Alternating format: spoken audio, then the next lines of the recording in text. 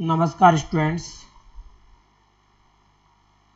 आप सभी का एक बार फिर रामू दुबे ऑफिशियल मैथमेटिक्स पे आपका स्वागत है।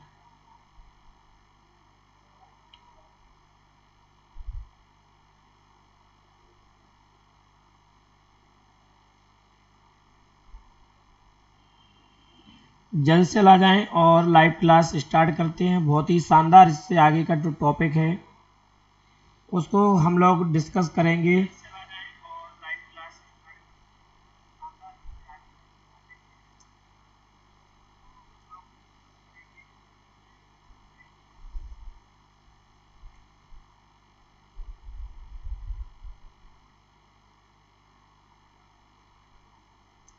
तो भाई जल्दी से जल्दी आ जाएं।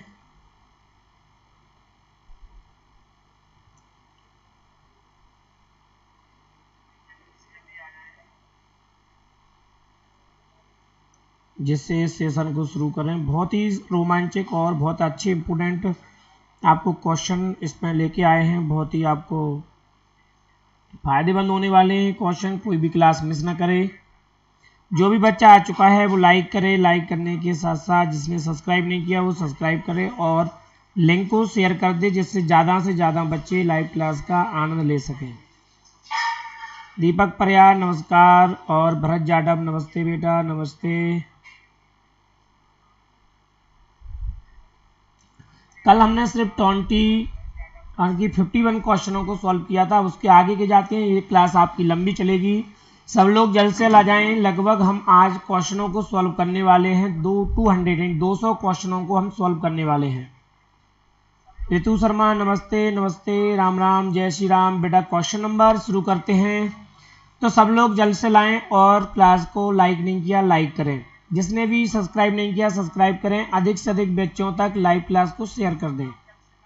अधिक से अधिक बच्चों तक लाइव क्लास को शेयर करें, जिससे ज़्यादा से ज़्यादा बच्चे जुड़ सकें। ठीक, शुरू करते हैं। क्वेश्चन नंबर पहला कह रहा है अर्थशास्त्र की रचना किसने की थी। यानी अर्थशास्त्र नाम की जो बुक है, एक किताब है अर्थशास्त्र, इसकी रचना किसने की थी, ये हमसे क्वेश्चन पूछा गया है। नमस्कार। तो याद रखना, कौटिल्य नाम का एक व्यक्ति था। कौटिल्य को चाणक्य भी कहा जाता है। कौटिल्य को चाणक्य भी कहा जाता है। याद रखना, विष्णुगुप्त भी इसको कहा जाता है। विष्णुगुप्त भी कहा जाता है इसको, चाणक्य भी कहा जाता है और कौटिल्य भी कहा जाता है। सुमित गुप्ता नमस्ते, नमस्ते। एक ही व्यक्ति के ये सब नाम हैं, याद रखना। और इस व्यक्ति ने अर्थशास्त्र नाम के ग्रंथ की रचना करी थी। अर्थशास्त्र जो ग्रंथ है मेरे भाई, याद रखना, अर्थशास्त्र जो ग्रंथ है ये राजनीति का ग्रंथ है। आप ऐसे मत समझना कि ये जो ग्रंथ है वो आपका इकोनॉमिक्स से रिलेटिव होगा। इकोनॉमिक्स से रिलेटिव नहीं है, राजनीति का ग्रंथ है। मैगस्थनी नाम का जो व्यक्ति आया था वो चंद्रगुप्त के टाइम पे आया था और चंद्रगुप्त ने इसकी किताब की नहीं लिखी, ना इसने लिखी। तो इसका जो क्वेश्चन नंबर था आपका 51, इसका आंसर आएगा पहला। हम ये कह सकते हैं कि कौटिल्य, चाणक्य और विष्णुगुप्त एक ही व्यक्ति के नाम है, इन्होंने अर्थशास्त्र नाम के ग्रंथ की रचना करी थी। तो बेटा जिसने भी चैनल को सबसे पहले क्लास को आपको क्या करना है, क्लास को आप लाइक कर दिया करें। जैसे आप लोग क्लास को एंट्री कर रहे हैं क्लास को लाइक करें। अधिक से अधिक बच्चों तक शेयर करें, जिससे ज़्यादा से ज़्यादा बच्चे क्लास को ले सकें। निशा झा नमस्कार, निशा नमस्कार। दीपक समेत सब लोगों को एक बार जय सिया राम, नमस्ते। क्वेश्चन नंबर आपका यहाँ पर फिर दोबारा से है 52। क्वेश्चन नंबर 52, भारत का आइंस्टीन किसे कहा जाता है। क्वेश्चन नंबर आपका अगला है 52वां क्वेश्चन है कि भारत का आइंस्टीन किसे कहा जाता है। तो याद रखना, आर्यभट्ट को भारत का आइंस्टीन। संजीव नमस्कार, नमस्ते संजीव, नमस्कार बेटा। सब लोग आप लोग क्या कर दिया करो, सब लोग आप सबसे पहले लाइक कर दिया करें। तो भारत का आइंस्टीन कहा जाता है नागार्जुन को। याद करना, नागार्जुन को भारत का आइंस्टीन कहा जाता है। भारत का आइंस्टीन नागार्जुन को कहा जाता है, आर्यभट्ट को नहीं कहा जाता, ना ब्रह्मगुप्त को कहा जाता है, ना बाणभट्ट को कहा जाता है। यानी भारत का जो आइंस्टीन है वो है नागार्जुन। नागार्जुन को भारत का आइंस्टीन कहा जाता है। हाँ, नेक्स्ट क्वेश्चन ये रहा आपके स्क्रीन पर, प्रयाग प्रशस्ति नाम की जो एक रचना करी थी, प्रयाग प्रशस्ति नाम की, रामकिशन लोधी, नमस्कार बेटा, हेलो, नमस्कार प्रिया तोमर, नमस्कार ब्रजभान, वर्षा लोधी, नमस्ते सब लोगों को एक बार पुनः मैथ्स विद रामू सर पर, यानी कि maths Dubey Ramu sir, Ramu Dubey official channel पे आप सभी का एक बार स्वागत, वंदन, अभिनंदन करते हैं। तो प्रयाग प्रशस्ति नाम की जो ग्रंथ है इसकी रचना जो हरिसेन ने करी, प्रयाग प्रशस्ति नाम के ग्रंथ की रचना हरिसेन ने करी, वो किससे संबंधित है, यानी प्रयाग प्रशस्ति नाम का जो ग्रंथ है वो किससे संबंधित है ये बताइए आप। तो प्रयाग प्रशस्ति नाम की जो ग्रंथ की रचना वो करी थी हरिसेन ने, वो समुद्रगुप्त के दरबार में रहने वाला व्यक्ति था। हाँ बहुत बढ़िया निशांत पांडे डी, समुद्रगुप्त के दरबार में रहने वाला व्यक्ति था जिसका नाम था हरिसेन, उसका राजीय कवि था। तो समुद्रगुप्त का राजीय कवि था हरिसेन, हरिसेन ने प्रयाग प्रशस्ति नाम के ग्रंथ की रचना करी थी, याद रखना, ठीक। तो क्वेश्चन नंबर आपका जो था इसका डी आंसर सही आएगा। नेक्स्ट क्वेश्चन ये रहा, हर्षवर्धन की रचनाएं कौन है, हर्षवर्धन ने कौन कौन सी रचनाएं लिखी। हर्षवर्धन नाम का जो राजा था इसने कौन कौन से ग्रंथों की रचना की, हर्षवर्धन ने कौन कौन से ग्रंथों की रचना करी। तो हर्षवर्धन ने जो ग्रंथों की रचना करी उसमें नागानंदा रत्नावली थी और प्रिय दर्शका, नागानंद रत्नावली प्रिय दर्शका नाम के ग्रंथ की रचना किसने, डी नहीं है भैया, option number C, option number C, यानी कि नागानंद रत्नावली प्रिय दर्शका, ये तीनों की तीनों जो किताब थी ये हर्षवर्धन की लिखी हुई किताब थी, हर्षवर्धन के द्वारा लिखी हुई किताब थी तीनों। नेक्स्ट क्वेश्चन की ओर चलते हैं, ये रहा आपके सामने, नहीं हर्षचरित्र हर्षवर्धन ने नहीं लिखी, याद रखना, हर्षचरित्र हर्षवर्धन की रचनाएं नहीं है, हर्षवर्धन के द्वारा लिखी गई रचना नहीं है हर्षचरित्र, ठीक है। त्रिपक्षीय संघर्ष कौन विजय हुआ, याद रखना मेरे भाई, त्रिपक्षीय जो संघर्ष था ये 200 वर्षों तक चला था, त्रिपक्षीय जो संघर्ष था वो 200 सालों तक चला था। त्रिपक्षीय संघर्ष चला था, याद रखना, 3 राजाओं में, सबसे पहले गुर्जर प्रत्याहार वंश में चला था, और राष्ट्रकूट में चला था, और पाल में चला था, याद रखना इन सब में चला था। इसको जीतने वाले थे गुर्जर प्रत्याहार वंश, गुर्जर प्रत्याहार वंश ने इसको जीता था क्योंकि गुर्जर प्रत्याहार वंश लोकल के राजा थे। इसके साथ साथ आपको एक चीज और याद रखना है, ये राष्ट्रकूट जो थे दक्षिण भारत की पहली शक्ति थी, दक्षिण भारत की पहली शक्ति थी जिसने उत्तर भारत की राजनीति में इंटरफेयर किया। दक्षिण भारत के पहले राजा परिवार थे, दक्षिण भारत के पहला वंश था जिसने उत्तर भारत की राजनीति में इंटरफेयर किया था, तो उसका नाम था राष्ट्रकूट, याद रखना। पाल बंगाल में चल रहा था, बंगाल में पाल वंश था, ये हमेशा के लिए हार गए थे, और राष्ट्रकूट भी हार गए थे। जयचंद गढ़वाल वंश से था, उसने वो नहीं था, इसमें इंटरफेयर नहीं किया था। गुर्जर प्रत्याहार यानी गुर्जर प्रत्याहार जीते थे। प्राचीन राज्य जो दक्षिण भारत में था और मोतियों के लिए जाना जाता था, प्राचीन भारत का नाम बताओ, दक्षिण भारत का जो मोतियों के लिए जाना जाता था, यानी मोतियों के लिए चर्चित दक्षिण भारत का कौन सा राज्य था जो मोतियों के लिए जाना जाता था। तो दक्षिण भारत का कौन सा राज्य था जो मोतियों के लिए जाना जाता था, याद रखना, चोल वंश, पांड्य वंश, चोल वंश या पल्लव वंश। तो याद रखना पांड्य वंश तमिल का एक राज्य था, पांड्य वंश तमिल राज्य नहीं, चोल नहीं है भैया, पांड्य राजाएं मोतियों के लिए जाने जाते थे, याद रखना। सी नहीं है भैया, आप क्या पढ़ रहे हो, सी नहीं है, याद रखना। पांड्य राजा पांड्य वंश जो था, पांड्य जो वंश था ये मोतियों के लिए दक्षिण भारत में जाना जाता था, याद रखना। प्रिया गलत आंसर है जो तुमने दिया है, option number B, option number B right answer आएगा, क्योंकि प्राचीन राज्य जो दक्षिण भारत में था मोतियों के लिए प्रसिद्ध था वो था चोल। आपने जो दिया वो गलत आंसर है, सही आंसर है पांड्य वंश। पांड्य वंश इसके लिए जाना जाता था। नेक्स्ट क्वेश्चन अगला ये रहा, श्रीलंका पर आक्रमण कर उसके उत्तरी भाग पर अधिकार करने वाला प्रथम शासक कौन था? श्रीलंका पर आक्रमण करके उसके उत्तरी भाग को जीतने वाला राजा कौन था? तो राजेंद्र प्रथम लिखा है, याद रखना।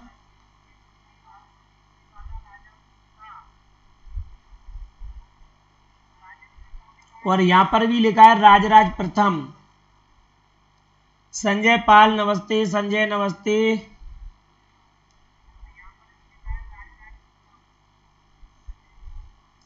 तो इस वंश का जो राजा था वो राजराज प्रथम। राजराज प्रथम ने श्रीलंका के उत्तरी भाग पर कब्जा कर लिया था, याद रखना। मान लो ये श्रीलंका है, ये श्रीलंका है, श्रीलंका का जो ऊपर का हिस्सा है इस पर अधिकार कर लिया था राजराज प्रथम ने। और राजेंद्र प्रथम जो व्यक्ति हुआ, राजेंद्र प्रथम जो व्यक्ति था, राजेंद्र प्रथम ने संपूर्ण श्रीलंका को जीत लिया था।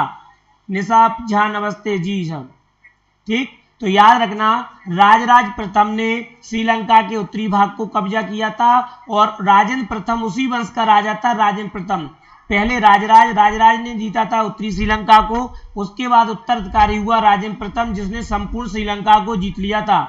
अगला क्वेश्चन ये रहा, कालिदास की किस कृति की गिनती विश्व की 100 प्रसिद्ध कृतियों में होती है? कालिदास के द्वारा लिखा हुआ कौन सा ग्रंथ है जो दुनिया के 100 प्रसिद्ध साहित्यों में गिना जाता है? कालिदास द्वारा लिखा हुआ कौन सा ग्रंथ है जो दुनिया के 100 प्रसिद्ध ग्रंथों में लिखा जाता है? ऋतु संहार, कुमार संभवम, मेघदूत और अभिज्ञान शकुंतलम। जल्दी से बताएं, जल्दी से आंसर दो भाई, जल्दी से। कालिदास का कौन सा? दीपक वेरी गुड, सी, बहुत बढ़िया। कालिदास के द्वारा लिखा हुआ कौन सा ग्रंथ है जो दुनिया की 100 प्रसिद्ध किताबों में गिना जाता है? तो याद रखना इसको कहते हैं अभिज्ञान शकुंतलम, ऑप्शन नंबर डी। हाँ, अभिज्ञान शकुंतलम कालिदास का ऐसा नाटक है जिसकी तुलना इंटरनेशनल की जाती है। और अभिज्ञान शकुंतलम के ऊपर इन्हें याद रखना शेक्सपियर भी कहा जाता है। कालिदास को निशी पाठक, याद रखना भारत का शेक्सपियर भी कहा जाता है। कालिदास को भारत का शेक्सपियर भी कहते हैं। किसके ऊपर? अभिज्ञान शकुंतलम के ऊपर, याद रखना इस चीज को, ठीक। नेक्स्ट क्वेश्चन ये रहा आपके सामने, इंडिका के लेखक मैगस्थनीज, इंडिका एक पुस्तक थी, इसके लेखक का नाम है मैगस्थनीज। ये किसके दरबार में रहता था? जल्दी से बताओ। तो याद रखना मेरे भाई, चंद्रगुप्त मौर्य के दरबार में आया था मैगस्थनीज। चंद्रगुप्त मौर्य के दरबार में आया था मैगस्थनीज और मैगस्थनीज ने किताब लिखी थी इंडिका। याद रखना इंडिका नाम की किताब मैगस्थनीज द्वारा लिखी गई जो चंद्रगुप्त मौर्य के दरबार में आया था। ना तो अशोक है, ना घनानंद है, ना दोनों है, याद करना। संजय पाल डी नहीं है, संजय इस सवाल का आंसर डी नहीं है।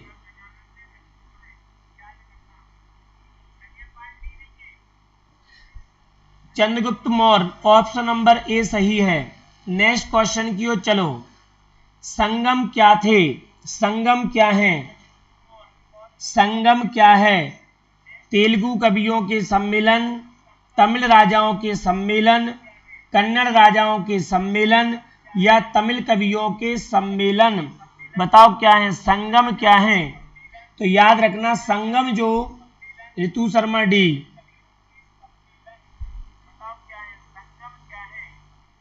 तो याद रखना तमिल कवियों के सम्मेलन हैं। याद रखना 3 संगम हुए। कितने संगम हुए? 3 संगम हुए। पहला था मदुरई, दूसरा था उत्तरी मदुरई, तीसरे था कपाटपुरम। मदुरई पहला मदुरई में हुआ था तमिल में, दूसरा हुआ था उत्तरी मदुरई, तीसरा हुआ था कपाटपुरम। 3 कवियों के सम्मेलन हुए थे। और याद रखना मेरे भाई ये पांड्य राजाओं के संरक्षण में हुए थे। पूछा जाता है किस राजाओं के संरक्षण में हुए? तो पांड्य राजाओं के संरक्षण में ये 3 सम्मेलन हुए थे, याद रखना। ये रहा अगला क्वेश्चन, सबका निशा जहां का सही है, सतीश का सही है, बहुत बढ़िया। नेक्स्ट क्वेश्चन ये रहा आपके सामने, मिताक्षरा की रचना किसने करी? मिताक्षरा नाम का एक ग्रंथ है। मिताक्षरा नाम का एक ग्रंथ है, इसकी रचना किसने करी?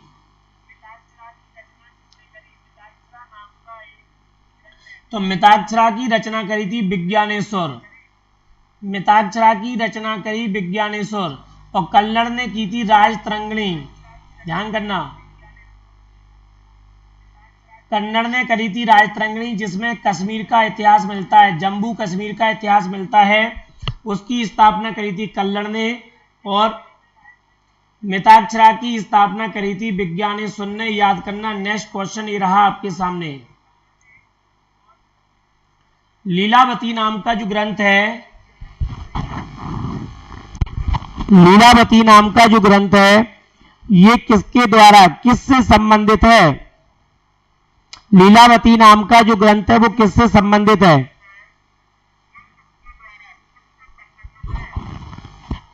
आयुर्वेदिक, वैष्णव धर्म, गणित या राजनीति? तो याद रखना, लीलावती नाम का जो ग्रंथ है वो गणित से संबंधित है। लीलावती गणित से संबंधित ग्रंथ है। भास्कराचार्य द्वारा लिखा हुआ था। किसके द्वारा? भास्कराचार्य द्वारा लिखा हुआ ग्रंथ है लीलावती, गणित का ग्रंथ है। नेक्स्ट क्वेश्चन की ओर चलते हैं। ये रहा। किस वंश ने लगातार तुर्कों का आक्रमण सहा है? किस वंश ने लगातार तुर्कों के अटैक सहे हैं? किस वंश ने लगातार तुर्कों के आक्रमण का सामना किया है? जल्दी से बताएं। किस वंश ने लगातार तुर्कों का सामना किया है? तो याद रखना, पंजाब का हिंदू शाही वंश था। पंजाब का हिंदू शाही वंश था जिसने लगातार तुर्कों के आक्रमण सहे। कौन कौन था ये? तो याद रखना, जयपाल शाही। जयपाल शाही नाम व्यक्ति था। इसका लड़का बना राजा इसके मरने के बाद आनंद या अनंगपाल शाही, एक ही बात है। इसने याद रखना 1000 से लेके 1001 और 1009 तक, और कहें इससे पहले तो 1986 से लगातार तुर्कों के आक्रमणों का सामना किया है। याद रखना, पंजाब का हिंदू शाही वंश। नेक्स्ट क्वेश्चन ये रहा। हड़प्पा की खोज का श्रेय किसको जाता है? हड़प्पा की खोज का श्रेय किसको जाता है? हड़प्पा की खोज का श्रेय जाता है दयाराम साहनी को। याद रखना, मैं यहां पर बता देता हूं, 1921 में दयाराम साहनी ने पाकिस्तान के पंजाब प्रांत में रावी नदी के तट पर खोजा गया पहला स्थान था हड़प्पा। दोबारा समझो, हड़प्पा की खोज दयाराम साहनी ने पाकिस्तान के पंजाब प्रांत में रावी नदी के तट पर खोजा गया स्थान था हड़प्पा। नेक्स्ट क्वेश्चन ये रहा। अशोक के अभिलेखों को पढ़ने में सफलता किसने प्राप्त करी? अशोक के अभिलेखों को पढ़ने में सफलता किसने प्राप्त करी? अशोक के अभिलेखों को पढ़ने में सफलता किसने प्राप्त की? तो अशोक के अभिलेखों को पढ़ने में सफलता प्राप्त करी थी जेम्स प्रिंसेस। ये क्वेश्चन कई बार आ चुका है। याद रखना मेरे भाई, ये क्वेश्चन कई बार आ चुके हैं जो मैं आपको पढ़ा रहा हूं, इसलिए इनको अच्छे से पढ़ना। जेम्स प्रिंसेस करके व्यक्ति था जिसने 1837 ईस्वी में अशोक के लिखे हुए शिलालेखों को पढ़ने में सबसे पहले सफलता प्राप्त करी थी।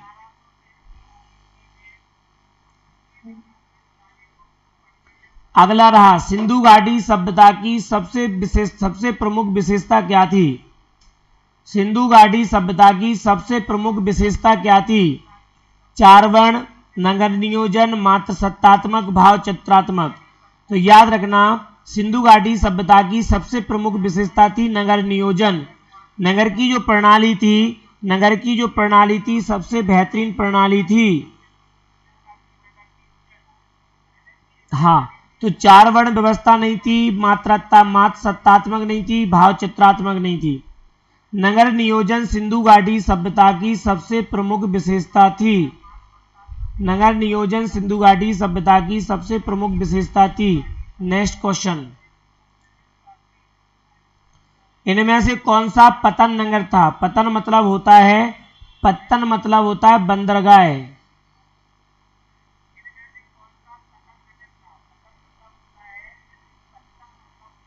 बंदरगाह, तो याद रखना लोथल सिंधु घाटी सभ्यता का सबसे चर्चित बंदरगाह था। लोथल सिंधु घाटी सभ्यता का सबसे चर्चित बंदरगाह था। लोथल सिंधु घाटी सभ्यता का सबसे चर्चित बंदरगाह था। तो पतन का मतलब होता है बंदरगाह, या इसको डकयार्ड के नाम से भी जाना जाता है, तो वो लोथल था। हाँ, नेक्स्ट है हड़प्पावासी सभ्यता किस पशु से परिचित नहीं थे? हड़प्पा के लोग किस पशु से परिचित नहीं थे? यानी हड़प्पा के लोग किस पशु से परिचित नहीं थे?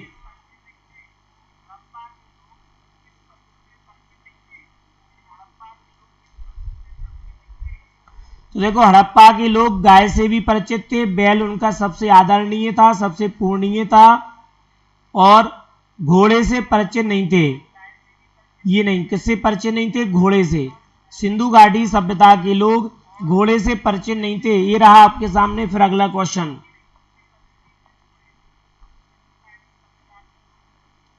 विधि द्वारा सिंधु घाटी सभ्यता का समय क्या है?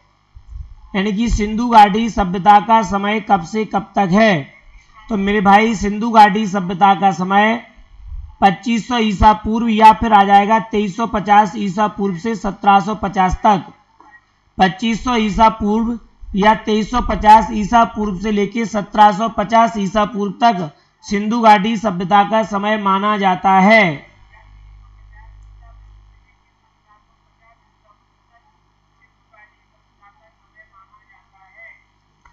काली चूड़ी, जुते हुए खेत, अग्नि बेदी या अलंकृत ईंटें कहां से मिली? काली चूड़ी यानी कालीबंगा से काली चूड़ी मिली, जुते हुए खेत, अग्नि वेदिकाएं, अलंकृत ईंटें कहां से मिली?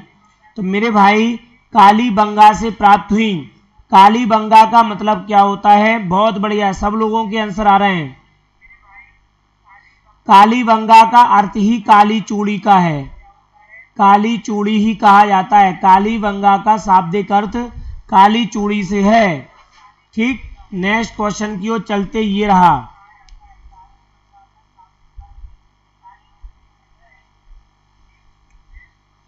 अगला क्वेश्चन है कौन सा सैंधव यानी सिंधु घाटी सभ्यता के समय कौन सा स्थान है जो वर्तमान में नहीं है? सिंधु घाटी सभ्यता यानी सैंधव कालीन स्थल वर्तमान में नहीं है। ऐसा स्थान बताओ जो वर्तमान में नहीं है सिंधु घाटी सभ्यता के।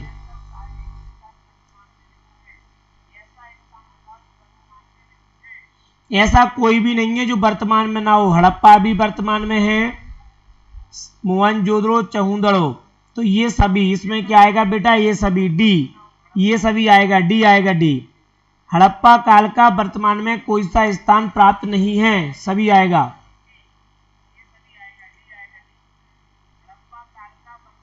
इसके बाद बताओ असत्य युग्म, कौन सा युग्म गलत है? ये बताओ कौन सा युग्म गलत है? यहां पर आपको छांटना है गलत युग्म, बीमेल इसमें छांटना है बेमेल, कौन सा अलग है? तो सबसे पहले मेरी बात समझना बेटा, लोथल पड़ता है गुजरात में, ये सही है। लोथल पड़ता है गुजरात में, ये सही है। कालीबंगा पड़ता है राजस्थान में, ये भी सही है। रोपड़ पड़ता है पंजाब में, ये भी सभी सही है। दैमाबाद यहाँ पर गलत है। कौन सा गलत है? दैमाबाद। दैमाबाद पड़ता है मेरे बेटा महाराष्ट्र में। दैमाबाद पड़ता है महाराष्ट्र में। दैमाबाद पड़ता है महाराष्ट्र में। लोथल पड़ता है गुजरात में। रोपड़ पड़ता है पंजाब में और कालीबंगा पड़ता है राजस्थान में, याद रखना।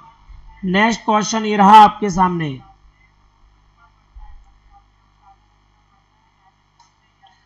आर्यों के मूल स्थान के बारे में सबसे ज्यादा मतमान किसका हुआ? मतलब आर्यों के लिए कहां से बताया जाता है कि आर्य भारत में कहां से प्रवेश किए?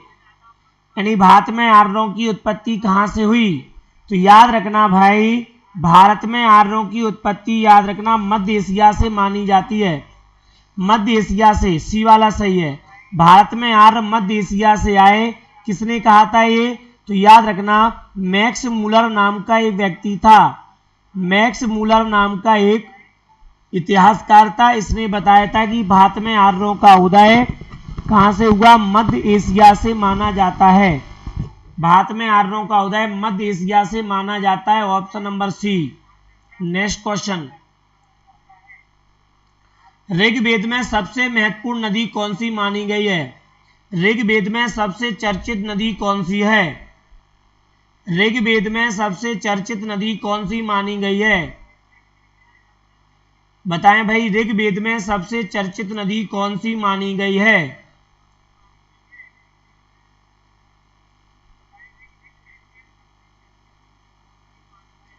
तो ऋग्वेद की सबसे चर्चित नदी का नाम बताओ।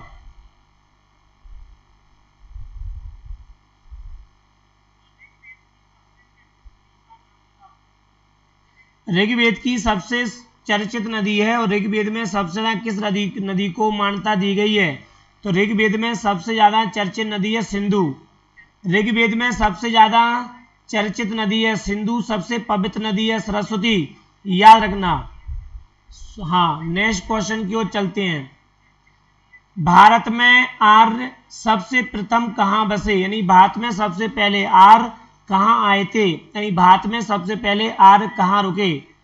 तो भारत में सबसे पहले आर्य कहाँ रुके? तो सिंधु क्षेत्र में रुके। कहाँ पर रुके? सप्त सिंधु प्रदेश। सप्त सिंधु प्रदेश यानी कि सिंध प्रदेश में रुके।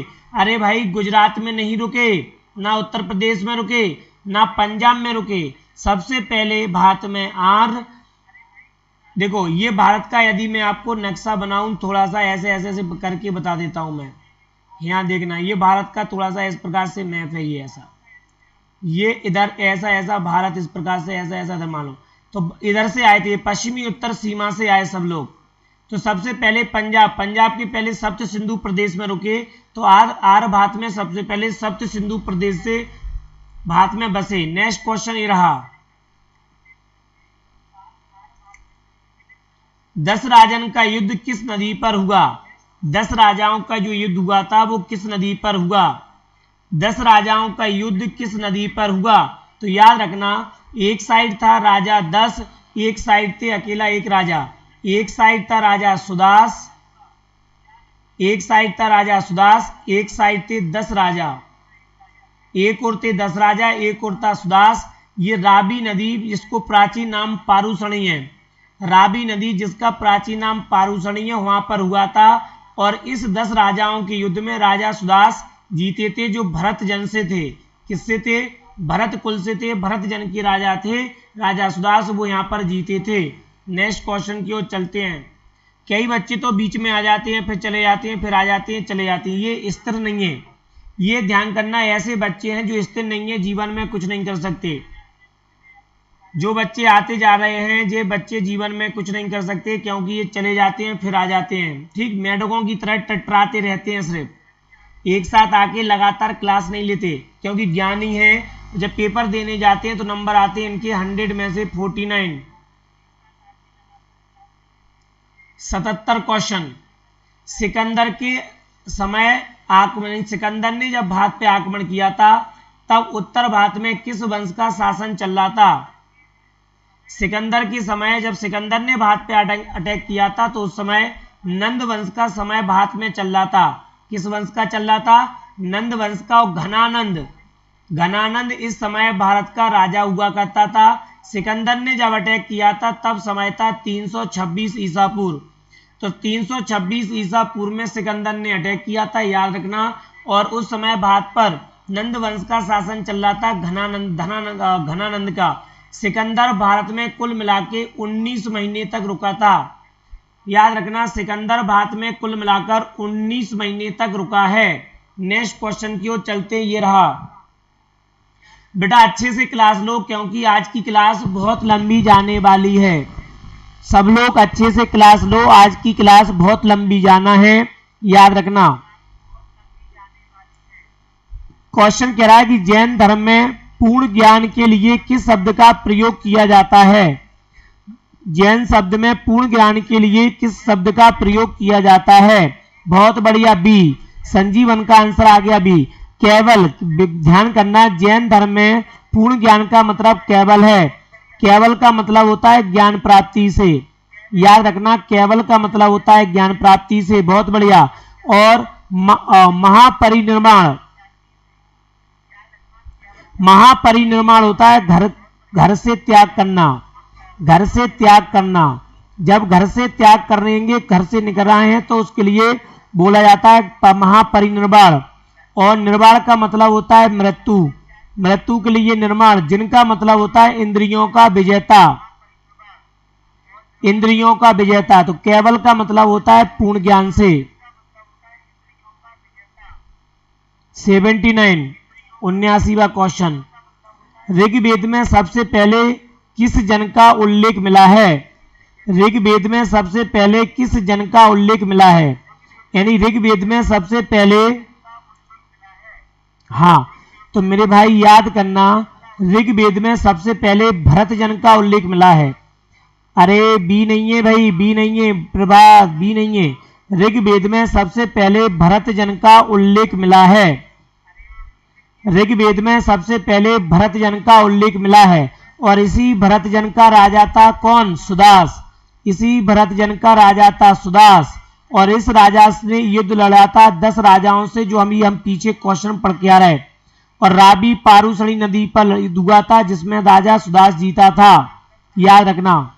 नेक्स्ट, चतुष्वर्ण का सर्वप्रथम उल्लेख क्या है। चतुष्वर्ण का सबसे पहला उल्लेख क्या है। तो याद रखना, चतुष्वर्ण किंग अटैंक एक ही। बहुत बढ़िया। चतुष्वर्ण का उल्लेख सबसे पहले ऋग्वेद से मिला है। चतुष्वर्ण का मतलब 4 वर्ण, यानी कि 4 वर्णों में सबसे पहले ऋग्वेद में बांटे हैं। तो याद रखना, चतुष्वर्ण का सबसे पहले उल्लेख ऋग्वेद से मिला है, ना कि मनुस्मृति से, ना महाकाव्य से, ना उपनिषद से। बहुत बढ़िया संजीव, 80 का ये, बहुत बढ़िया भाई, सही दिशा में जा रहे हैं सब लोग। बहुत लंबा जाना है भाई, आज हमारी क्लास बहुत लंबी होने वाली है। धैर्य बनाए रखें, जल्दी से बढ़िया बढ़िया आंसर दें। और जो ये खरपतवार जी आ रही है, आ जा रही है, ये बीच बीच में आ जाती है फिर चली जाती है, ये बच्चे जीवन में कुछ नहीं कर सकते, सिर्फ बस इधर उधर भटकते रहते हैं। हाँ, नया गाना कोई लॉन्च हो जाए तो उसको बार बार सुनेंगे, लेकिन काम की चीज ये लोग नहीं देखते। आश्रम व्यवस्था का जन्म कब से माना जाता है। आश्रम व्यवस्था का जन्म छंदोक उपनिषद से माना गया है। याद रखना मेरे भाई, छंदोक उपनिषद में 3 आश्रम की बात की गई है। कौन सी। सबसे पहला ब्रह्मचर्य आश्रम, दूसरा आपका गृहस्थ, तीसरा वानप्रस्थ। याद रखना, आश्रम कुल मिला के 4 होते हैं बेटा। आश्रम 4 होते हैं, पहला, दूसरा, तीसरा और चौथा। एक आता है आपका ब्रह्मचर्य आश्रम, जो 5 साल से चलता है और 25 साल तक जाता है। फिर 25 से 50 साल तक आता है गृहस्थ, और 50 से 51 से 75 तक आता है वानप्रस्थ। और फिर आता है संन्यास आश्रम, जो 76 से 100 साल तक जाता है। लेकिन जब छंदोक उपनिषद में 3 आश्रम व्यवस्था की बात की है, चौथा जो आश्रम है आपका सन्यासी, वो ज्वाला उपनिषद से लिया गया है। तो option number D is right answer. सही क्रम लिखो, रचना का सही क्रम लिखो। पहले कौन सा वेद आया, फिर कौन सा वेद आया, फिर कौन सा वेद आया। वेदों का सही क्रम बताओ। तो मेरे भाई, वेदों का जो सही क्रम है, पहले आया ऋग्वेद, फिर सामवेद, फिर यजुर्वेद, फिर अथर्ववेद, यानी option number B. Option number B right answer. पहले ऋग्वेद, ऋग्वेद के बाद सामवेद, सामवेद के बाद यजुर्वेद, फिर लास्ट में आता है अथर्ववेद। तो याद रखना, ये हमारे कुल मिला के 4 वेद हैं। कितने वेद हैं, 4 वेद। 4 वेद में पहले ऋग्वेद, फिर सामवेद, फिर यजुर्वेद। याद रखना इन चारों वेदों को। नेक्स्ट क्वेश्चन ये चले, कौन सी भारतीय दर्शन की आरंभिक साहित्य निधि है। सबसे पहले भारतीय दर्शन का उल्लेख कहां से मिला है, यानी सबसे पहले कहां से मिला है इनमें से। तो अरण्यक, अरण्यक से सबसे पहले भारतीय दर्शन का इतिहास मिला है। अरण्यक जो किताबें हैं ये दार्शनिक किताबें हैं। अरण्यक का मतलब होता है जंगल, जंगल में गुरु के पास बैठकर सीखी जाने वाली शिक्षा को ही अरण्यक कहा जाता है। याद करना। बहुत बढ़िया, सही कर रहे हैं सब लोगों के आंसर, बहुत सही आ रहे हैं बेटा। ऐसे ही पढ़ो तो गारंटी लेता हूं कि आपकी नौकरी 101% लगेगी। दुनिया की कोई भी ताकत नौकरी लेने से नहीं छोड़ सकती आपको, ध्यान करना। सत्यमेव जयते, सत्यमेव जयते जो शब्द है वो कहां से लिया गया है? सत्यमेव जयते जो शब्द है वो कहां से लिया गया है? तो याद रखना सत्यमेव जयते जो शब्द है वो मुंडकोपनिषद से लिया गया है। कहां से लिया गया है? सत्यमेव जयते मुंडकोपनिषद से लिया गया है। ऋतु बता रही है आंसर, ये दिव्या का आंसर भी है, मुंडकोपनिषद से। नहीं, थोड़ा सा याद रखना बेटा, ठीक, मुंडकोपनिषद से। अगला बढ़ते हैं आगे, नेक्स्ट। सांख्य दर्शन के प्रणेता कौन थे? सांख्य दर्शन किसने दिया? सांख्य दर्शन किसने दिया? तो याद रखना सांख्य दर्शन दिया है कपिल। कपिल मुनि को सांख्य दर्शन का जनक कहा जाता है। तो सांख्य दर्शन के जो जनक हैं वो हैं कपिल मुनि। कपिल मुनि को सांख्य दर्शन का जनक कहा जाता है। नेक्स्ट क्वेश्चन की ओर चलते हैं, ये रहा आपके सामने। प्राचीन हिंदू महाकाव्य कौन सा है? भारत का सबसे प्राचीनतम महाकाव्य कौन सा है? भारत का सबसे प्राचीनतम महाकाव्य कौन सा है? भारत का सबसे प्राचीनतम महाकाव्य कौन सा है? ये क्वेश्चन का जवाब आपको देना है।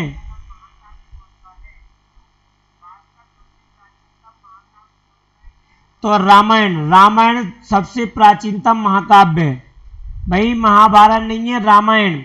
रामायण सबसे प्राचीनतम महाकाव्य है, याद रखना। फिर आए कृष्ण भगवान, तब आया जय संहिता यानी महाभारत। जय संहिता महाभारत का ही पुराना नाम है। जय संहिता महाभारत का पुराना नाम है, याद रखना। दुनिया का अंशुदवे, दुनिया का सबसे प्राचीनतम यानी भारत का सबसे प्राचीनतम महाकाव्य रामायण है। उपनिषदों की संख्या कितनी है? कितने उपनिषद हैं? याद रखना भाई, कुल उपनिषद 108 हैं। कुल उपनिषदों की संख्या 108 है।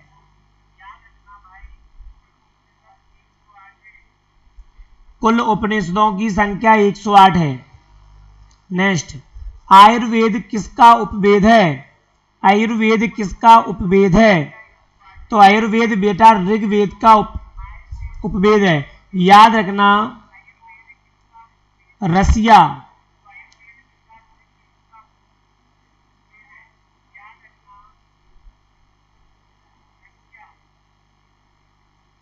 याद रखना क्या? रसिया बटे एजिडास, याद रखना रसिया बटे एजिडास। आर से होता है ऋग्वेद, ऋग्वेद का उपवेद है आयुर्वेद। एस से होता है सामवेद, सामवेद का उपवेद है गंधर्ववेद, गंधर्ववेद।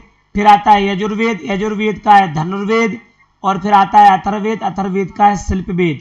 तो रसिया बटे एजिडास से याद करना कि भाई आयुर्वेद जो है वो ऋग्वेद का ही उपवेद है। नेक्स्ट क्वेश्चन की ओर चलते हैं।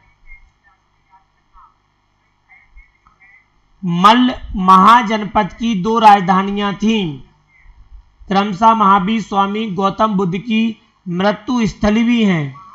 मल्ल महाजनपद की 2 राजधानियां थीं जो क्रमशः महावीर स्वामी और गौतम बुद्ध की मृत्यु स्थल भी हैं, उनका नाम बताओ। तो जल्दी से आंसर दो। तो मेरे भाई याद रखना पावापुरी और कुशीनारा। पावापुरी कुशीनारा मल्लों की 2 राजधानियां थी जिनमें महावीर स्वामी और गौतम बुद्ध की मृत्यु भी हुई है, याद रखना।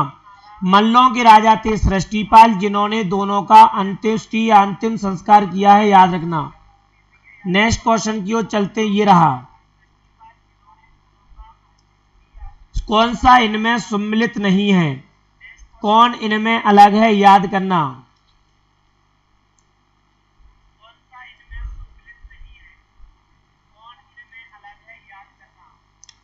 तो मेरे भाई याद रखना अशोक को प्रियदर्शी भी कहा जाता है, ये सही है। चाणक्य का नाम कौटिल्य, ये भी सही है। हर्षवर्धन को शिलादित कहा जाता है, ये भी सही है। बिम्बिसार को याद रखना श्रौनिक कहा जाता है। बिम्बिसार का नाम है श्रौनिक। इसको अमित्रघात नहीं कहा जाता। अमित्रघात जो उपाधि है वो है बिंदुसार की। अमित्रघात बिंदुसार को कहा जाता है, अर्थात शत्रुओं का नाश करने वाला। ये गलत है, यहाँ पर C is wrong answer in this question. भाई सी है इसका सही आंसर। नेक्स्ट क्वेश्चन की ओर चलो। 6वीं शताब्दी के आसपास भारत में कितने महाजनपदों में बटा था? 6वीं शताब्दी मतलब 600 ईसा पूर्व। 6वीं शताब्दी मतलब 600 ईसा पूर्व में पूरा भारत कितने महाजनपदों में बटा था? बहुत बढ़िया। तो याद रखना मेरे भाई 16 महाजनपद। कितने? 16 महाजनपदों में बटा था। कितने महाजनपदों में बटा था? 16 महाजनपदों में बटा था पूरा। नेक्स्ट क्वेश्चन की ओर चलते हैं, ये रहा। सेल्यूकस निकेटर को हराने वाला राजा कौन था? सेल्यूकस निकेटर को किसने हराया? याद रखना सेल्यूकस निकेटर सेनापति था किसका? सिकंदर का। सिकंदर जब भारत से लौट के गया था तो अपना जीता हुआ क्षेत्र सेल्यूकस निकेटर को छोड़ गया था। और सेल्यूकस निकेटर की एक पुत्री थी जिसका नाम था Helena Cornelia. Helena Seleucus Nicator की पुत्री थी। सेल्यूकस निकेटर की पुत्री थी हेलेना कार्नेलिया। हेलेना कार्नेलिया से शादी करी थी किसने? चंद्रगुप्त प्रथम ने। ये जो दिया हुआ है, चंद्रगुप्त प्रथम ने शादी करी थी। और शादी करने के बाद सेल्यूकस निकेटर को 500 हाथी दान में दे दिए थे। कितने? 500 हाथी दान में दे दिए थे। याद रखना इस चीज को। तो सेल्यूकस निकेटर को हराया था चंद्रगुप्त मौर्य ने और उसकी लड़की हेलेना से शादी कर ली थी। ये भारत की पहली इंटरनेशनल मैरिज है। याद रखना भारत की पहली इंटरनेशनल शादी है ये। नेक्स्ट क्वेश्चन की ओर बढ़ते हैं, ये रहा आपके सामने अगला क्वेश्चन। गंधार शैली का सर्वाधिक विकास किस राजा के समय हुआ? देखो भाई मुझे कुल मिला के आज 250 प्लस क्वेश्चनों तक जाना है, तो आप अच्छी तरीके से धैर्यता के साथ पढ़ते रहें, कोई भी मक्कारी ना करें। 250 क्वेश्चन के आसपास तक जाना है। पूरे इंपोर्टेंट क्वेश्चन है प्राचीन भारत के और मध्यकाल के, प्राचीन मध्यकाल के इंपोर्टेंट क्वेश्चन है, तो आप अच्छी तरीके से इनको पढ़ते रहें। ठीक। गंधार कला की, गंधार जो शैली थी इसका विकास सबसे ज्यादा किन राजाओं के समय हुआ? तो याद रखना इसका सबसे ज्यादा विकास हुआ था, सबसे ज्यादा किसके समय? इसमें यहाँ पर किसके समय? यहाँ पर ऑप्शन गलत है भाई, ये ऑप्शन यहाँ पर गलत आ गया। इन ऑप्शन को यहाँ पर काट दो। मैं इसका ऑप्शन दे रहा हूं कनिष्क के टाइम पे। किसी दूसरे वाले क्वेश्चन के ऑप्शन यहाँ पर आ गए, कोई दिक्कत नहीं है। जब क्वेश्चन बनाए जा रहे होंगे तो दूसरे क्वेश्चन, यानी हम ये कह सकते हैं दूसरे क्वेश्चन के यहाँ पर ये क्वेश्चन आ चुके हैं जो यहाँ पर गलत हैं। ध्यान करना ये क्वेश्चन गलत है, ऑप्शन, इस क्वेश्चन के ऑप्शन गलत है। इसका सही आंसर है कनिष्क के टाइम पे सबसे ज्यादा गंधार कला का सबसे ज्यादा प्रचार प्रसार हुआ था। ठीक है। नेक्स्ट क्वेश्चन ये रहा। गुप्तकालीन बौद्ध शिक्षा का महान केंद्र क्या था? यानी गुप्त राजाओं के समय बौद्ध धर्म की शिक्षा का प्रमुख केंद्र क्या था? गुप्त राजाओं के समय बौद्ध धर्म की शिक्षा का प्रमुख केंद्र था नालंदा विश्वविद्यालय। याद रखना नालंदा विश्वविद्यालय गुप्त काल के बौद्ध धर्म की शिक्षा का प्रमुख केंद्र था। और इसको किसने बनवाया था? ये भी पढ़ लो यहाँ पर। इसको बनवाया था कुमारगुप्त ने। कुमारगुप्त ने नालंदा विश्वविद्यालय को बनवाया है। ना तो उज्जैन में, ना तक्षशिला, ना सारनाथ, कहीं नहीं। नेक्स्ट क्वेश्चन की ओर चलते रहें। कलिंग युद्ध तथा अशोक के हृदय परिवर्तन का उल्लेख कहाँ मिला है? कलिंग के युद्ध की जानकारी साथ साथ अशोक के हृदय परिवर्तन का उल्लेख कहाँ मिलता है? कलिंग के युद्ध की जानकारी और अशोक के हृदय परिवर्तन का उल्लेख कहाँ मिलता है? तो याद रखना संजीवन का आंसर सही है मेरे भाई। 13वें शिलालेख, अशोक के द्वारा लिखा गया 13वां शिलालेख में इसकी जानकारी मिलती है कि 261 ईसा पूर्व में इसने कलिंग तोसली को हराया था। 261 ईसा पूर्व में कलिंग तोसली को हराया था। किसने? कलिंग मतलब उड़ीसा, और ये हराया था अशोक ने। और इसका पूरी जानकारी का वर्णन मिलता है 13वें शिलालेख में। साथ साथ अशोक ने 2 यात्राएं करी हैं अपने जीवन काल में, ये और समझ लो। बी नहीं है, 12वां शिलालेख नहीं है भाई, 12वां शिलालेख नहीं है, शिलालेख 13वां है। अशोक ने जीवन में 2 यात्राएं करी हैं। एक यात्रा करी उसने लुम्बिनी, जहां पर गौतम बुद्ध का जन्म हुआ था। दूसरी यात्रा करी कुशीनारा, जहां पर उनकी मृत्यु हुई थी, याद करना। और सबसे लंबा सबसे बड़ा शिलालेख भी अशोक का 13वां है।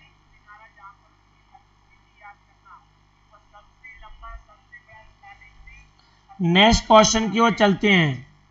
चरक जो आयुर्वेदिक आचार्य थे, चरक आयुर्वेद के सबसे बड़े स्पेशलिस्ट थे। चरक जो आयुर्वेदिक आचार्य थे वो किसके दरबार में रहते थे? तो ये बताएं, चरक किसके दरबार में रहा करते थे?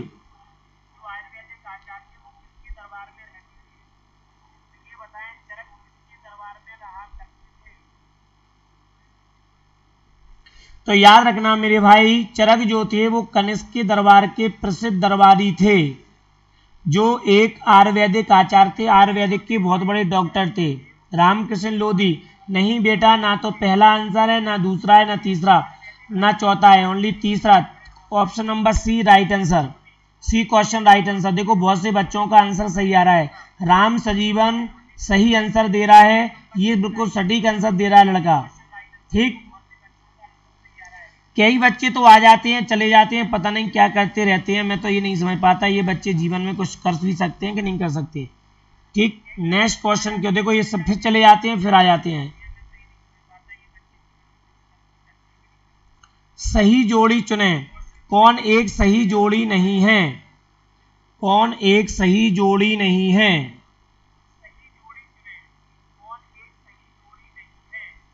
कौन एक सही जोड़ी नहीं है, जल्दी बताएं।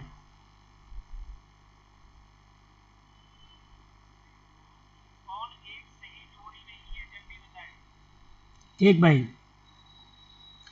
पंचतंत्र विष्णुगुप्त की है, ये सही है।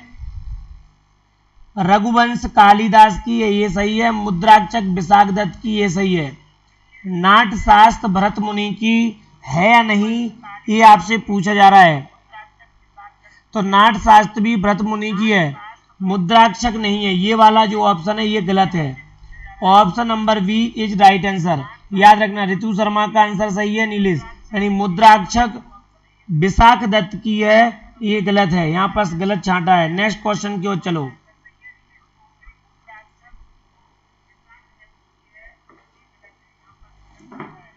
हूणों को हराने वाला शासक कौन था? हूणों को किसने हराया? क्वेश्चन कह रहा है कि हूणों को बताओ किसने हराया। हूणों को हराने वाला शासक था स्कंदगुप्त। बहुत बढ़िया, सतीश का आंसर आ गया डी। स्कंदगुप्त जो राजा थे इन्होंने हूणों को हराया है, और हूणों को हराने वाला राजा था स्कंदगुप्त। कौन? स्कंदगुप्त ने। और एशिया में पहली हार है, एशिया में पहली हार है हूणों की, याद रखना ये। नेक्स्ट क्वेश्चन की ओर चलते हैं। क्वेश्चन नंबर 100, 100 लग चुके हैं भाई, 100 लग चुके हैं।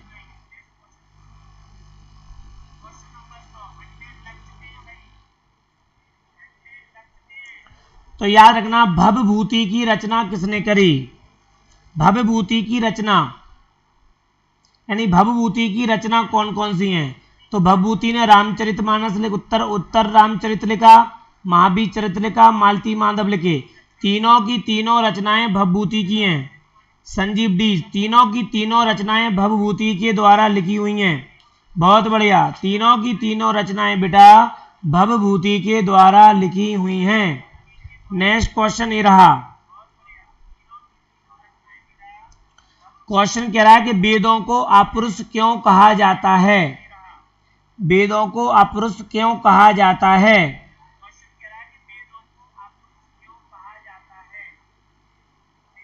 वेदों को अपरुष क्यों कहा जाता है? क्योंकि उनकी रचना देवताओं ने करी। Very good.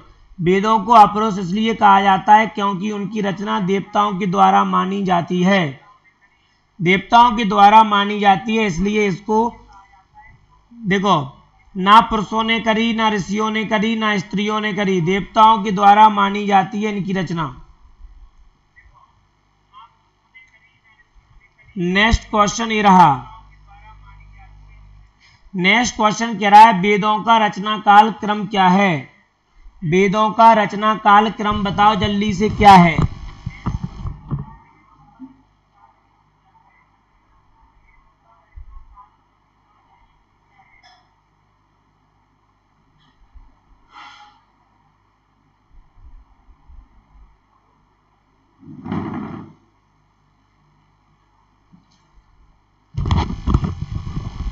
तो सबसे पहले आता है कौन सा?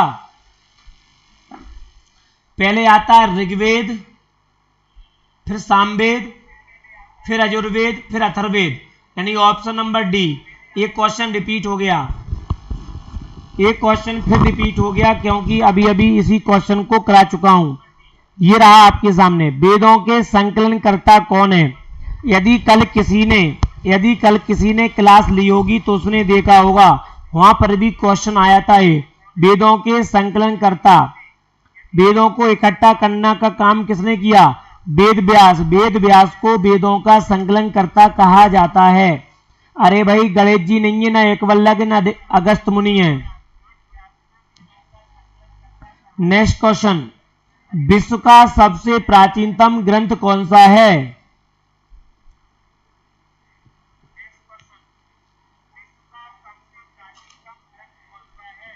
तो विश्व का सबसे प्राचीनतम ग्रंथ बताओ भाई कौन सा है? तो विश्व का सबसे प्राचीनतम ग्रंथ इन चार में से ऋग्वेद है। ऋग्वेद इन चार में से सबसे प्राचीनतम ग्रंथ है। नेक्स्ट क्वेश्चन की ओर चलते हैं। ऋग्वेद तथा किस ग्रंथ में कुछ समानताएं मिलती हैं? यानी ऐसा ग्रंथ बताओ जो ऋग्वेद के समान है। तो ऐसा ग्रंथ यहां पर रखना, जैनियों और पारसी मतलब ईरान पारसियों का ग्रंथ है अवेस्ता। ईरान पारसियों का ग्रंथ है अवेस्ता, ये ध्यान करना। ऋग्वेद तथा इस ग्रंथ में कुछ समानताएं देखने को मिलती हैं। ये रहा अगला नेक्स्ट क्वेश्चन, वेद त्रयी के नाम में शामिल नहीं है। कौन से वेदों को वेद त्रयी नहीं कहा जाता? याद रखना, शुरू के जो तीन वेद हैं, सामवेद, ऋग्वेद, यजुर्वेद, ये वेद त्रयी हैं। ये वेद त्रयी हैं, जबकि अथर्ववेद इसमें शामिल नहीं है। अथर्ववेद यहां से हट जाएगा। बहुत बढ़िया। नेक्स्ट क्वेश्चन ये रहा, किस वेद में अधिकांश सूक्त ऋग्वेद के ही हैं? किस वेद में अधिकांश सूक्त ऋग्वेद के मिलते हैं?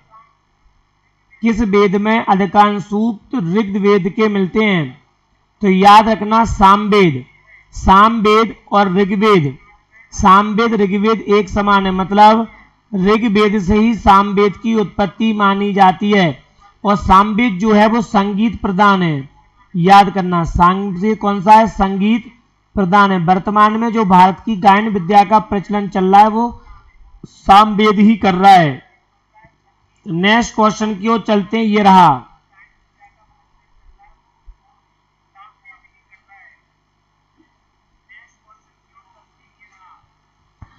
अनार्यों द्वारा लिखा हुआ वेद कौन सा है? अनार्यों द्वारा रचित वेद बताओ कौन सा है?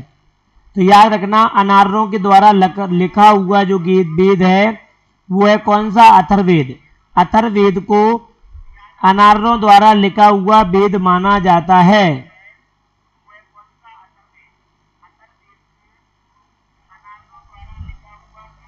नेक्स्ट क्वेश्चन, आयुर्वेद किस वेद का उपवेद है? दोबारा रिपीट हो गया, आयुर्वेद ऋग्वेद का ही उपवेद है, अच्छी तरीके से जानते हो।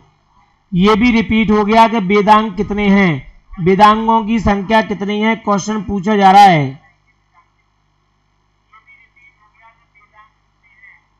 तो वेदांगों की संख्या 6 है।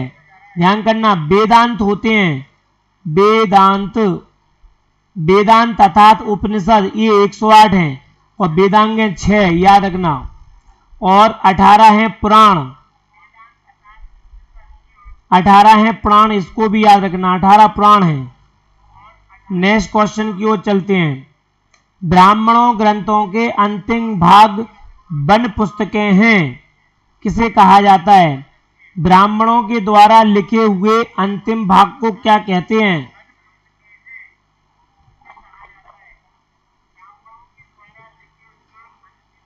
ब्राह्मणों द्वारा लिखे गए अंतिम भाग वन पुस्तकें, इनको क्या कहा जाता है? अरण्यक। अरण्यक, अरण्यक का मतलब होता है वन पुस्तक, अरण्यक का मतलब होता है वन पुस्तक। ठीक, नेक्स्ट क्वेश्चन की ओर चलते हैं। वेदों की गद्यात्मक व्याख्या किसमें है? वेदों की गद्यात्मक व्याख्या किसमें है?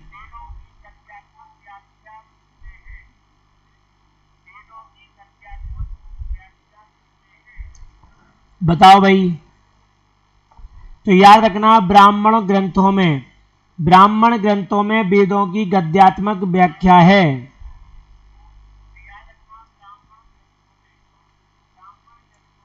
उपनिषदों का विकास किससे हुआ?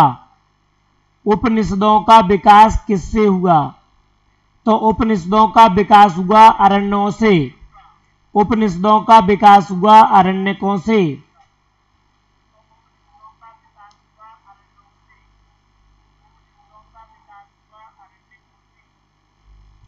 नेक्स्ट क्वेश्चन चलते हैं।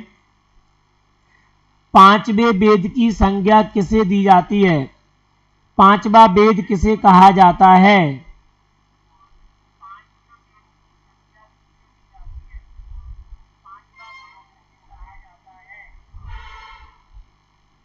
पांचवा वेद कहा जाता है किसको? तो याद रखना, पांचवा वेद में कहा जाता है रामू सर के नोट्स को, या इतिहास को, या राजनीति शास्त्र को, या भूगोल को। तो पांचवा वेद कहा जाता है मेरे भाई इतिहास को, पांचवा वेद कहते हैं इतिहास को। ना भूगोल है, ना रामू सर के नोट्स है, ना राजनीति शास्त्र है, याद करना। नेक्स्ट क्वेश्चन, उपनिषदों के बारे में असत्य कथन क्या है? उपनिषदों के बारे में असत्य कथन है कि 1500 से 100 ईस्वी में रचे गए, गलत है। 1500 से 100 ईस्वी में रचे गए, गलत है उपनिषदों के बारे में।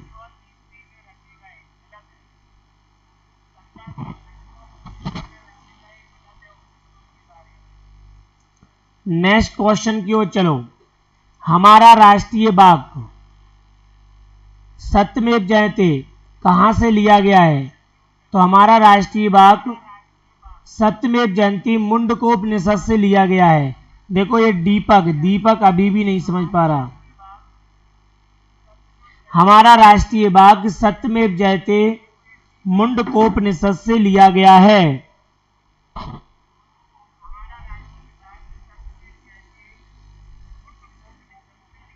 नेक्स्ट क्वेश्चन, किसका शाब्दिक अर्थ होता है कि एकांत में गुरु के समीप बैठकर सीखी जाने वाली विद्या? एकांत में गुरु के समीप बैठकर सीखी जाने वाली विद्या को क्या कहा जाता है? उपनिषद, अरण्यक, दार्शन, या ब्राह्मण ग्रंथ? तो याद रखना उपनिषद। क्या? उपनिषदों को, या उपनिषदों का शाब्दिक अर्थ होता है कि एकांत में गुरु के समीप बैठकर सीखी जाने वाली विद्या को ही उपनिषद कहा जाता है। नेक्स्ट क्वेश्चन लिखो।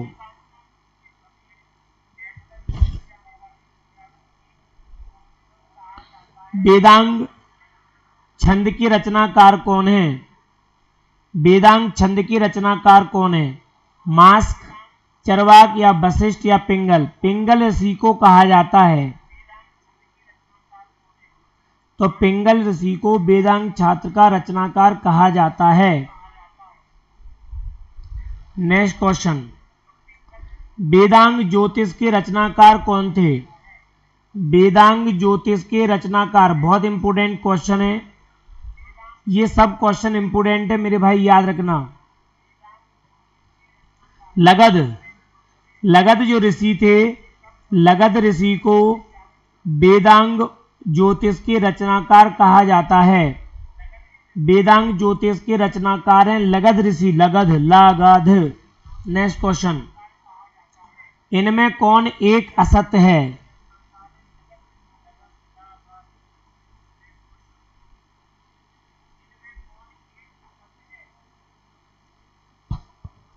तो याद रखना, सांख्य दर्शन के रचनाकार हैं कपिल मुनि, न्याय दर्शन गौतम ने लिखा, योग दर्शन पतंजलि ने लिखा, उत्तरी मीमांसा गलत है। याद रखना, उत्तरी मीमांसा की रचना जैमिनी ने नहीं करी, बदरायण ने किया, बदरायण ने उत्तर मीमांसा की रचना करी, जो गलत है। नेक्स्ट, ऋग्वेद में किसी भी मंडल का प्रथम सूक्त सामान्यता किस देश को समर्पित है? ऋग्वेद का या ऋग मंडल का प्रथम सूक्त किस देवता को समर्पित माना गया है? तो ऋग्वेद के मंडल का पहला सूक्त अग्नि देवता को समर्पित माना गया है। किस देवता को माना गया है? इंद्र नहीं है, ना इंद्र, ना सोम, ना वरुण, अग्नि देवता को। ऋग्वेद का मंडल जो है वो अग्नि देवता को समर्पित माना गया है। अगला क्वेश्चन है कि 11 उपनिषदों पर टीका किसने लिखा? 11 उपनिषदों पर टीका लिखने वाला व्यक्ति कौन सा था? 11 उपनिषदों पर टीका लिखने वाले व्यक्ति जो थे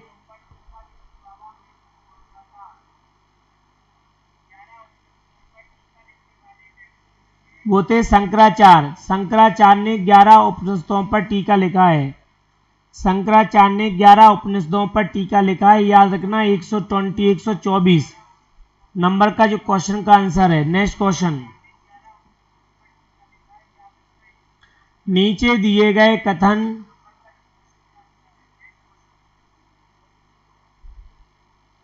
और कारण पर विस्तार कीजिए। रेखा गणित के प्रारंभिक चिन्ह आयुर्वेद में पाए जाते हैं। कथन, अजर्वेद में यज्ञवेदियों के यज्ञवेदी आदि बनाने के लिए ज्यामितीय नियम है। कौन सा कथन सही है? कथन पहला तथा कारण दोनों ही सही है, इस प्रकार से आपको दिया गया है। तो याद रखना दोनों ही सही है।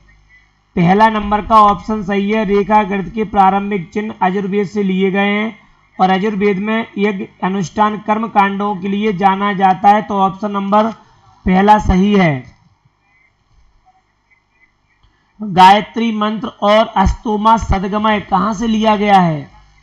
गायत्री मंत्र और अस्तोमा सदगमय कहां से लिया गया है? ऋग्वेद से लिया गया है।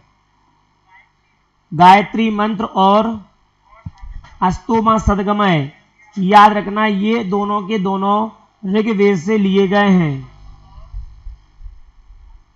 क्वेश्चन नंबर 127, प्राणों की संख्या कितनी है? प्राणों की संख्या बताओ कितनी है? तो प्राणों की संख्या कुल मिला के कितनी है बताओ जल्दी भाई। प्राणों की संख्या है 18। याद रखना प्राणों की संख्या कितनी है? प्राणों की संख्या है 18। ठीक, नेक्स्ट क्वेश्चन की ओर चलते हैं। हिंदुओं का सबसे प्राचीनतम महाकाव्य या आदिकाव्य कौन सा है? हिंदुओं का सबसे प्राचीनतम महाकाव्य है रामायण। रामायण हिंदुओं का सबसे प्राचीनतम महाकाव्य रामायण।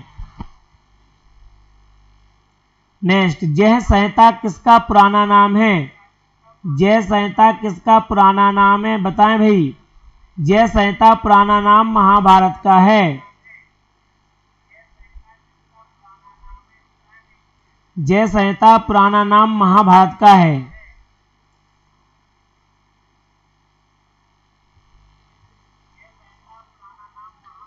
हाँ, अगला क्वेश्चन है प्राचीनतम स्मृति ग्रंथ कौन सा है? सबसे प्राचीनतम स्मृति ग्रंथ कौन सा है? भारत का सबसे प्राचीनतम स्मृति ग्रंथ का नाम बताएं। भारत का सबसे प्राचीनतम स्मृति ग्रंथ है मनुस्मृति।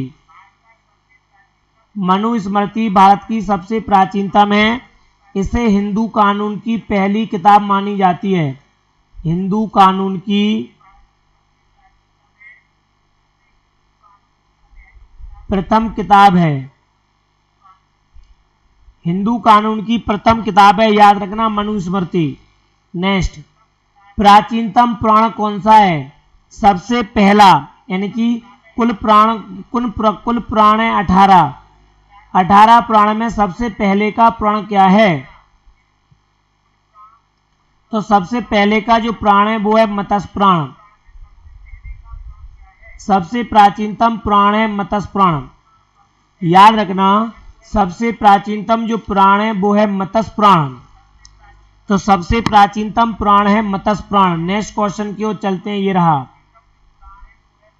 महाभारत ग्रंथ की रचना किसने करी? महाभारत ग्रंथ की रचना किसने करी? बी.आर. चोपड़ा, इन्होंने नहीं करी। संदीपनी आश्रम, इन्होंने नहीं करी। किसने नहीं करी?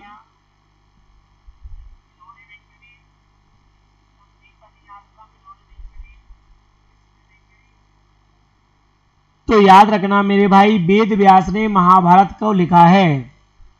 वेद व्यास ने महाभारत को लिखा है। नेक्स्ट क्वेश्चन ये रहा।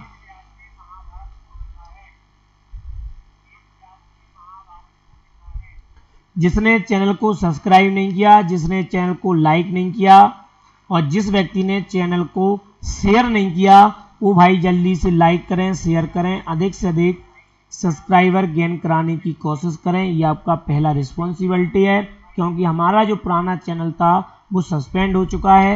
इसके बदले में हमने नया चैनल क्रिएट किया है। तो छोटा सा पौधे के रूप में हमने इसको सींचा है, बहुत बड़ा इसको ले जाना है। तो आप लोगों की रिस्पॉन्सिबिलिटी यही बनती है कि आप अधिक से अधिक बच्चों तक शेयर करें, ज़्यादा से ज़्यादा बच्चे इस पर इकट्ठे हों, गेन हों। ठीक, ये आपका काम है। ठीक, तो रामायण ग्रंथ की रचना किसने करी? मेरे भाई याद रखना, रामायण ग्रंथ की रचना करी वाल्मीकि ने। रामायण ग्रंथ की रचना करी वाल्मीकि ने, जो संस्कृत भाषा में है। और रामचरितमानस की लिखी है किसने? तुलसीदास ने। रामचरितमानस तुलसीदास ने लिखी है। यह है अवधि में, ये ठेठ अवधि में लिखी हुई है, याद रखना। ठीक है, रामानंद अलग है, राम अलग है। ठीक, नेक्स्ट क्वेश्चन की ओर चलते ही रहा। मौर्य काल की जानकारी किस प्राण से मिलती है? मौर्य वंश की जानकारी किस प्राण से मिलती है, ये बताओ। तो मौर्य काल की जानकारी विष्णु प्राण से मिलती है। मौर्य वंश की जानकारी मत्स्य प्राण से नहीं मिलती। मौर्य वंश की जानकारी वायु प्राण से नहीं मिलती, गरुड़ प्राण से नहीं मिलती, विष्णु प्राण से मिलती है। बहुत बढ़िया संजीवन, बहुत बढ़िया बेटा। हाँ, रामकिशन लोधी, बहुत बढ़िया। नेक्स्ट क्वेश्चन ये है,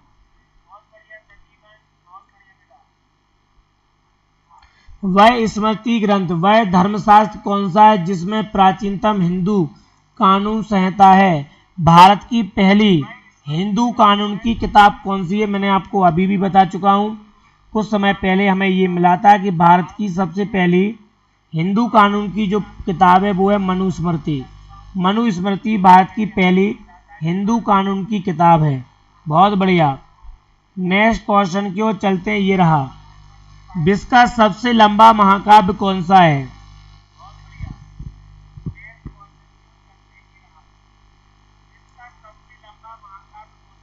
विश्व का सबसे लंबा महाकाव्य कौन सा है? तो विश्व का सबसे लंबा महाकाव्य महाभारत। याद रखना, दुनिया का सबसे लंबा महाकाव्य महाभारत है, क्योंकि वर्तमान में इसमें 1 लाख श्लोक हैं। इसमें वर्तमान में 1 लाख श्लोक हैं, इसलिए दुनिया का सबसे लंबा महाकाव्य। नेक्स्ट क्वेश्चन, आश्रम व्यवस्था के अंतर्गत मानव जीवन को कितने भागों में बांटा है? आश्रम व्यवस्था के अंतर्गत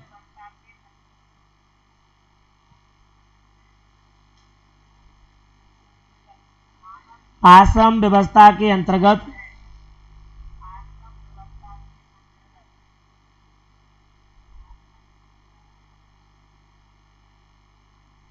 अरे तो तेरे में नेट पीछे चल रहा है बेटा, नेट पीछे चल रहा है, लाइव क्लास को आगे खिसका ले तो आप वहीं तक पहुंच जाएगा। इतना टेंशन क्यों ले रहे तुम?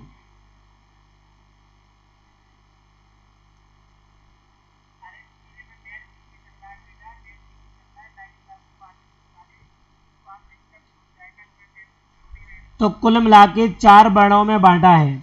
आश्रम व्यवस्था को कुल मिला के 4 वर्णों में बांटा है। नेक्स्ट क्वेश्चन लिखो। प्राचीन काल में कितनी विवाह प्रणालियां प्रचलित थीं? प्राचीन काल में विवाह की कितनी प्रणालियां थीं? तो याद रखना, प्राचीन काल में विवाह की 8 प्रणालियां थीं। प्राचीन काल में विवाह की 8 प्रणालियां थीं, जिसमें 4 प्रशंसनीय थीं, 4 निंदनीय थीं। प्राचीन काल में विवाह 8 प्रकार से होता था, 4 से नहीं होता था, 8 प्रकार से होता था, जिसमें 4 प्रशंसनीय थे और 4 निंदनीय थे। Next question. प्रतिलोम विवाह का मतलब क्या होता है? प्रतिलोम विवाह का मतलब होता है जब निम्न वर्ण का पुरुष उच्च वर्ण की नारी से शादी करे।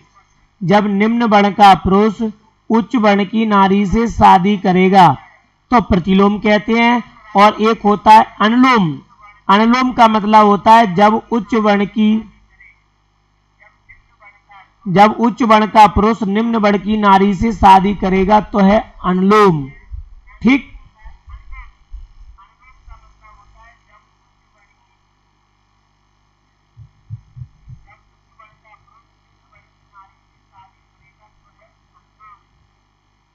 कृष्ण का प्रथम उल्लेख कहां से मिलता है?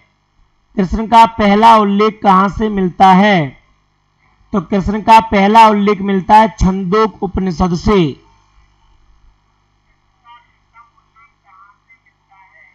अरे गीता से नहीं मिलता, महाभारत से, ना तो गीता से मिलता, ना महाभारत से मिलता, ना इंडिका से मिलता।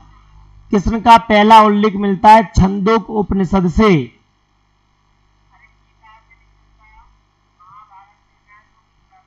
भागवत गीता को महाभारत के किस पर्व से लिया गया है?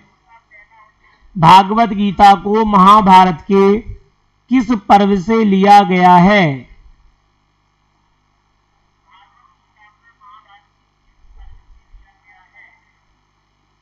भागवत गीता को महाभारत के भीष्म पर्व से लिया गया है। भागवत गीता को महाभारत के भीष्म पर्व से लिया गया है। नेक्स्ट क्वेश्चन ये रहा।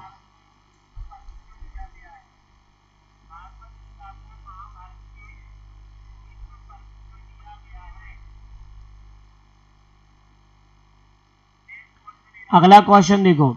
मैगस्थनीज ने इंडिका में हेरिक्लेज किसे कहा है? तो याद रखना, मैगस्थनी ने इंडिका में हेरिक्लेज भगवान श्री कृष्ण को कहा है। मैगस्थनीज आपको पता है सेल्यूकस निकेटर के जाने के बाद उसका दूत आया था। याद रखना, सेल्यूकस निकेटर के जाने के बाद उसका दूत आया था। याद रखना, जिसको किसने इंडिका नाम की किताब में हेरिक्लेज को कृष्ण भगवान के नाम से संबोधित किया है।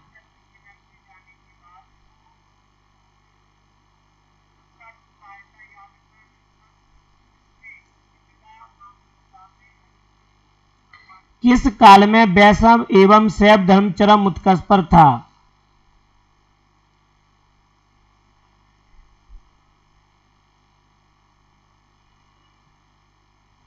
किस काल में? तो याद रखना, आपको अच्छी तरीके से पता है किस काल में वैष्णव, और ये तो गुप्त काल के राजाओं के टाइम पे वैष्णव धर्म सबसे ज्यादा चरम सीमा पर था। डी है इसका आंसर, डी।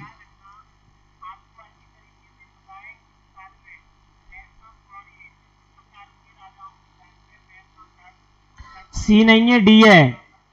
किस काल में? वैष्णव एवं शैव धर्म जो धर्म था वो गुप्त काल के राजाओं के समय चरम उत्कर्ष पर था। नेक्स्ट, विष्णु के अवतार हुए। भगवान विष्णु के कुल कितने अवतार हुए?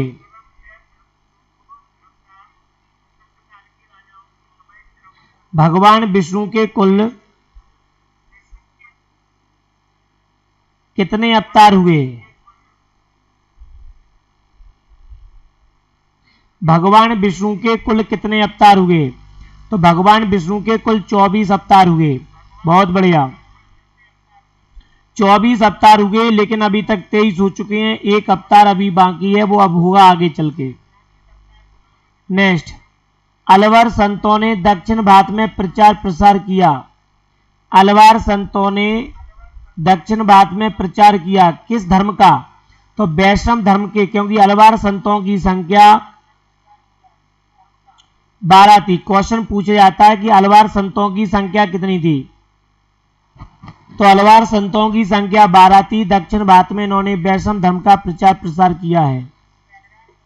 नेक्स्ट क्वेश्चन, शैव धर्म से संबंधित असत्य क्या है? इसके सबसे पुराने संप्रदाय पशुपत के संस्थापक उज्जैन के लकुलिश थे। दक्षिण में अल्लाह प्रभु ने शैव धर्म, इसको सही है। पंचरात इसका आतिवादी संप्रदाय है, गलत है। तो भाई यही चीज इसमें असत्य है। पंचरात इसका आतिवादी संप्रदाय था, नहीं था। नैनार संतों ने दक्षिण में शैव धर्म का प्रचार किया, ये भी सही है। याद रखना एक चीज और, अलवार संतों की संख्या जिस प्रकार से 12 थी, उसी प्रकार नैनार संतों की संख्या 63 थी। क्वेश्चन पूछा जाता है कि नैनार संतों की संख्या कितनी थी? तो नैनार संतों की जो संख्या थी वो थी 63।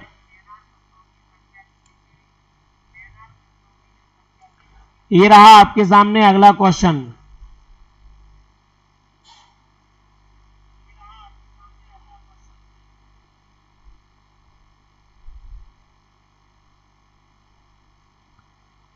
भारत में किसकी पूजा प्राचीनतम है? भारत में सबसे पहले किसकी पूजा प्राचीनतम है?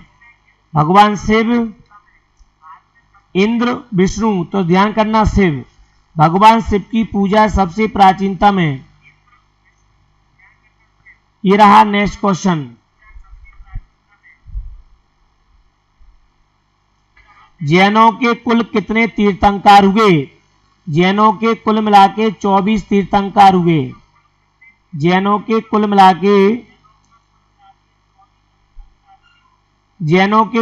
के तीर्थंकरों की जो संख्या है वो है कितनी? 24। Next question.